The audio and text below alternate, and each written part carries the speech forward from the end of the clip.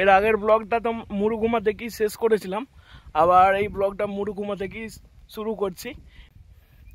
এসো আমরা যারা ব্লগার রয়েছি, বেঙ্গলি কমিউনিটির যারা ব্লগার আছি, সবাই মিলে একটা মোটো নিই যে আমাদের যত অফবিট বা আনএক্সপ্লোর জায়গা রয়েছে সেইগুলো আমরা বিদেশের থেকেও এত পপুলার করে দিই যায় মানুষে বাইরে বেড়াতে না যেয়ে এই আমাদের ওয়েস্ট বেঙ্গলের মধ্যেই এত জায়গা আছে সেইগুলোকে ঘুরে দেখুক, চিনুক সেই জায়গাগুলো। তবেই তো আমাদের বাঙালি হিসাবে গর্ব লাগবে। চলো যা হবে সব কিছু তো তোমরা দেখতেই পাবে। চলো একবারে দেখা হচ্ছে একটু পরে। তো মুরুগুমা ড্যামের সুইসাইড ভিউ পয়েন্ট দেখে এখন আমরা যাচ্ছি মুরুগুমা ড্যামের জন্য। রাস্তাটা কতটা ডাউনে নেমেছে দেখো, শুধু ওই দেখো কতটা ডাউনে নামিয়েছে। চলো আর কোনো সমস্যা নেই, আবার একটা ডাউন প্যাচ আছে।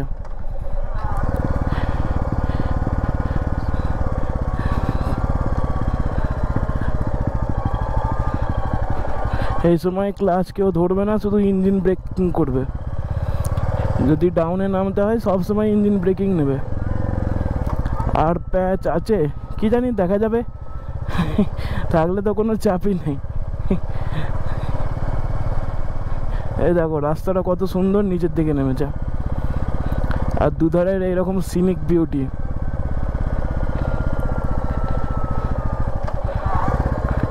এই দেখো এখনো একটা রয়েছে। এইখান থেকে ড্যামের ভিউটা দেখো, শুধু সামনে দেখো।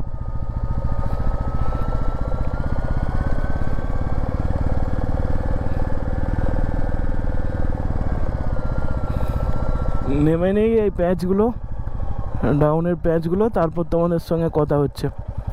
ড্যামের কাছে পৌঁছোই আগে।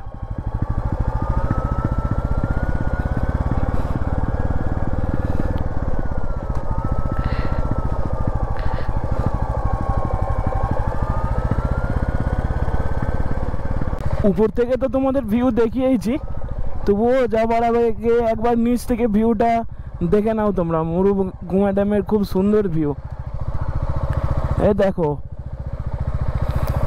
ঠিক বিকেল হবে, সানসেটের টাইম হবে, আর সূর্যের প্রতিফলনটাই জলে পড়বে, তখন একটা হেভি ফুটেজ আসবে। কিন্তু যাই হোক, এখন দুপুর হয়ে গেছে, আমাকে ফিরতে হবে বাড়ি। চলো অন্য কখনো সময় এসে সন্ধ্যেবেলায় বা বিকেলের দিকে এসে এইখানে ড্রোন ওড়াবো, বিকেলে টাইম কাটাবো, তারপর তোমাদের সঙ্গে কথা হবে, আড্ডা হবে। তো তোমাদেরকে বলেছিলাম যে বড় ট্রিপ আসবে, বড় ট্রিপের প্ল্যান অলরেডি চলছে। তোমাদেরকে আমি বলেছি যদিও এর আগের ব্লগে, তো দেখা যাক সেটা কোন প্ল্যানটা এক্সিকিউট হয়। যেটা হবে তো তোমাদেরকে জানতেই পারবে, তোমরা জানতেই পারবে। আর এখন আমি এদিক দিয়ে এগিয়ে যাই মুরুগুমা ড্যামের ভিউ দেখতে দেখতে। বা স্নানও করা যায় এইখানেতে, মার্বেল লেগে যেমন স্নান করা যাচ্ছিল না, এখানে স্নান করাও যায়।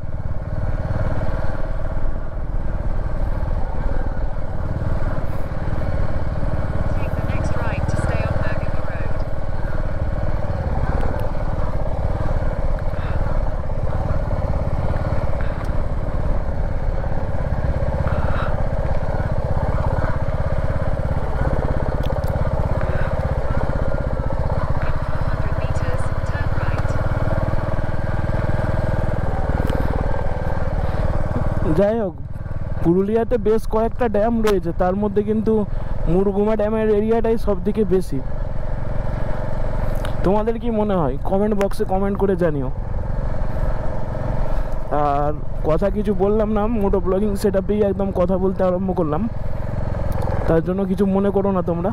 এখানে পাম্প লাইন দিয়ে ওইদিকে ড্যামের জল মনে হয় পাস করানো হয়। ওই ডান দিকের রাস্তাটা দিয়ে নিচের দিকে নামতে হবে। আবার মুরুগুমা থেকে বেশ কিছুটা রাইড করে আসার পর আমরা এরকম একটা জায়গা দিয়ে রাইড করছি। তোমরা দেখতে পাচ্ছ দুদিকে পুরো ক্ষেত, আর ডান দিকে অযোধ্যা হিল রেঞ্জের আবছা দেখা যাচ্ছে, আমি দেখতে পাচ্ছি, বাট গোবরো ক্যাচ করতে পারবে না। আর এই রাস্তাটা সোজা যাচ্ছে আরসা থেকে কিছু দূর যে একটা রাস্তা ডান দিক দিয়ে হয়ে সিরকাবাদ হয়ে অযোধ্যা যাওয়া যায়। আসলে অযোধ্যাটা পুরো একটা রাউন্ড ট্রিপ, আমি তো এর আগের ব্লগে বলেছি। আমি আসলে এসেছিলাম বাঘমুন্ডির দিক থেকে, বাট যাচ্ছি এই দিক দিয়ে সিরকাবাদ আরসা এই দিক দিয়ে যাচ্ছি। পুরো অযোধ্যাকে একটা রাউন্ড করলাম, করে তারপরে এই দিক দিয়ে যাচ্ছি। আমরা যে উঠবো পুরো টামনা মোড়ে। এখন কোন দিক, আগের দিনে আমরা টামনা মোড় থেকে সোজাই চলে গিয়েছিলাম, বাট আজকে টামনা মোড়ে যে উঠবো, উঠে লেফট টার্ন নিয়ে নেবো। তোমাদেরকে দেখাবো, ব্লগের সঙ্গে জুড়ে থেকো, সব কিছু আপডেট জানতে পারবে। আর মুরগুমা ড্যামের ওই ভিউ পয়েন্ট থেকে নেমে আসার পর বেশ কিছুটা রাস্তা এত প্যাঁচালো, তারপর গুগল ম্যাপ গুগলি দিয়েছিল একটা মাঠের মাঝখান দিয়ে, যে তবুও রাস্তা ছিল সেইখানে, বাট বর্ষাকালে ওই দিক দিয়ে যাওয়া যাবে না। জানি না, গুগল ম্যাপের ওইগুলো আপডেট করার দরকার রয়েছে আমার মনে হয়। একবারে 100 দেওয়া যায় না গুগল ম্যাপকে এখনো পর্যন্ত। এখানে পলাশ ফুল ফুটেছে রঙিন, এই দেখো বন হালকা হালকা ফুটছে। ARSA 7 kilometre, Ayodhya 27। তবে রাস্তাতে সিনিক বিউটি কিন্তু বেশ ভালো রয়েছে। গুগল বলছে আমি পুরুলিয়া পৌঁছবো 2:35-এ, আর আরামবাগ পৌঁছবো 6:30-টার সময়। দেখা যাক আমি কত তাড়াতাড়ি পৌঁছতে পারি। যদিও এটা নন স্টপ রাইড করার বলছে, যদি নন স্টপ রাইড না করা হয় তাহলে এর থেকে বেশি সময় লাগবে, আর যদি নন স্টপ রাইড করা হয় তাহলে হয়তো 5:30 পৌনে 6টার মধ্যে আমি আরামবাগ পৌঁছে যাব।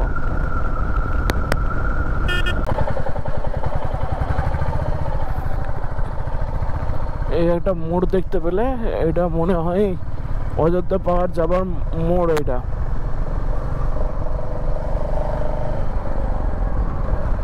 হ্যাঁ, এদিক দিয়ে সিরকাবাদ হয়ে যাওয়া যায় অযোধ্যা, এই দিক দিয়ে। হ্যাঁ, ওটাই।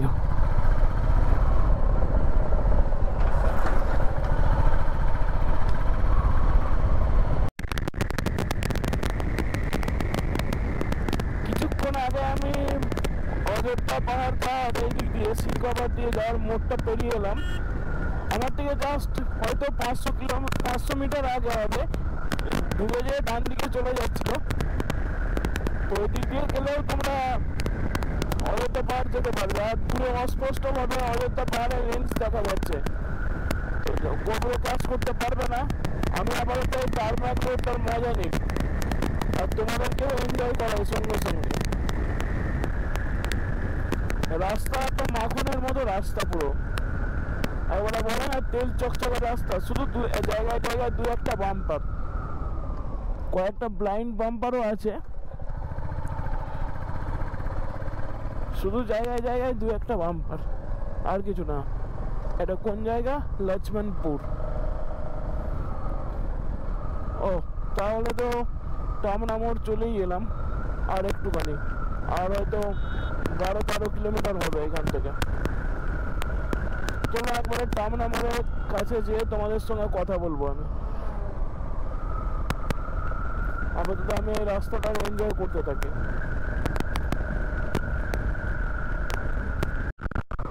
দেখো দৃশ্যটা কতটা সুন্দর, ক্যামেরাটা না অন করে পারলাম না। কি সুন্দর সিনিক বিউটি, যদি এটা আঁকা হয় না তো কত সুন্দর লাগবে আঁকলে। এই জায়গাটা গ্রাম বাংলার বিউটি, এটাকেই বলে গ্রাম বাংলার বিউটি। আমরা লাখ লাখ টাকা খরচা করে বিদেশ ট্রিপ নিয়ে যাই, বাট আমাদের গ্রাম বাংলাতে যে সমস্ত বিউটি রয়েছে সেইগুলো এক আলাদা লেভেলেরই বিউটি ভাই।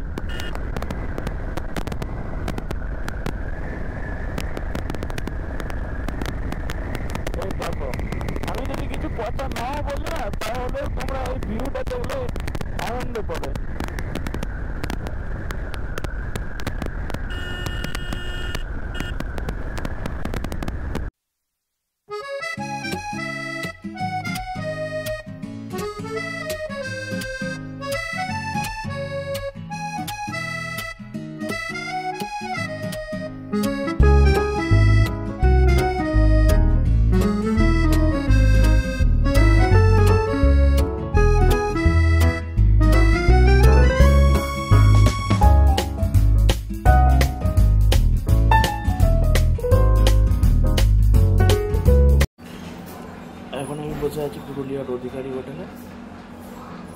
আর আমার গোপ্রোর ব্যাটারিটা আচমকা শেষ হয়ে গিয়েছিলো, আমি বুঝতে পারিনি। অনেক ভাইটাল রেকর্ডিং করেছিলাম, সেগুলো একটা হয়তো আর পাওয়া যাবে না, আমি বুঝতে পারিনি শেষ হয়ে গিয়েছিল।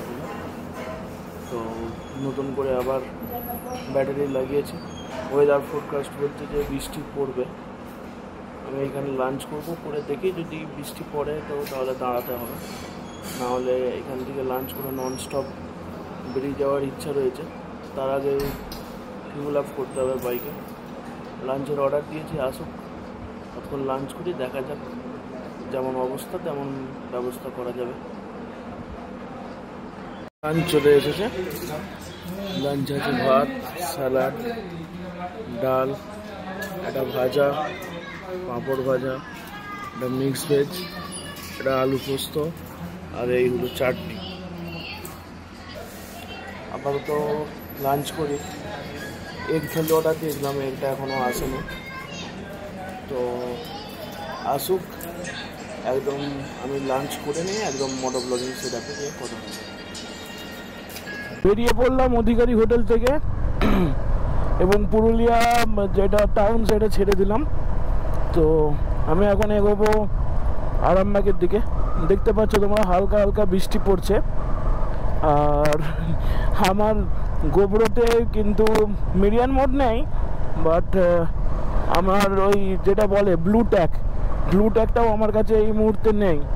সেই জন্য অল্প অল্প বৃষ্টি পড়লে ঠিক আছে, যদি বৃষ্টির পরিমাণটা খুব বেশি হয় তখন আমাকে গোপ্রোটা ব্যাগে গুটিয়ে দিতে হবে। আর রেনকোটও নেই, ব্যাগে ঢুকিয়েও কিছু করার নেই, সে তো ভিজবেই। ও এই দিকটা বৃষ্টি হয় না, মানে শুধু ওইটুকু জায়গা জুড়ে বৃষ্টি হচ্ছিল। গোপ্রোর ব্যাটারিটা শেষ হয়ে যাওয়ার পর না, মানে যখন শেষ হয়ে গেল আমি বুঝতে পারিনি যে ব্যাটারি শেষ হয়ে গেছে বলে। বেশ কিছুটা অনেক কিছু মানে গুরুত্বপূর্ণ ইনফরমেশান এক জায়গার দিয়েছিলাম, বাট সেই ইনফরমেশানটা পুরোপুরি বাদ গেছে ভিডিও থেকে। আর কি করব, তোমরা একটু ম্যানেজ করে নেবে। আমি এখন বলে দেবো কি ইনফরমেশান বাদ গেছে। ও যে রাস্তাটা দিয়ে আসছিলাম আমরা দেখতেই পেয়েছো, তো ওই রাস্তাটা দিয়ে খানিকক্ষণ আসার পরে আমরা টামনা মোড়ে এসে কানেক্ট করেছিলাম।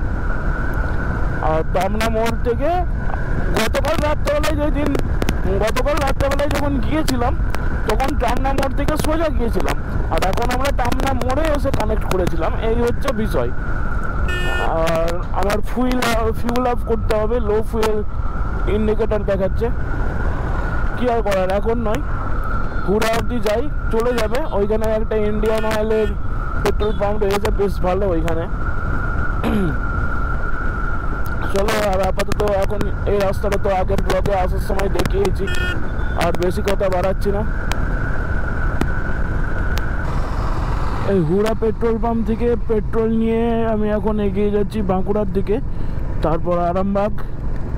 মানে বাঁকুড়ার দিকে মানে আমার বাড়ির দিকে, আমার বাড়ি আরামবাগ, প্রথমে বাঁকুড়া, তাই বাঁকুড়া বললাম। বৃষ্টি পড়ছে বেশ ভালো জোরেই। আমি শুধু একটা ভাবছি, আমি যখনই আসি কোনো জায়গা থেকে, ঠিক আমি যেই দিন আসি সেই দিনই কেন বৃষ্টি পড়ে কে জানে।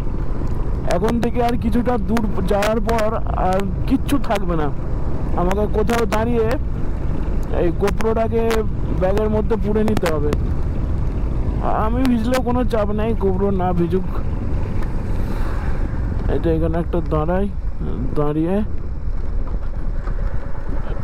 গোপ্রোটাকে নিয়ে নিই।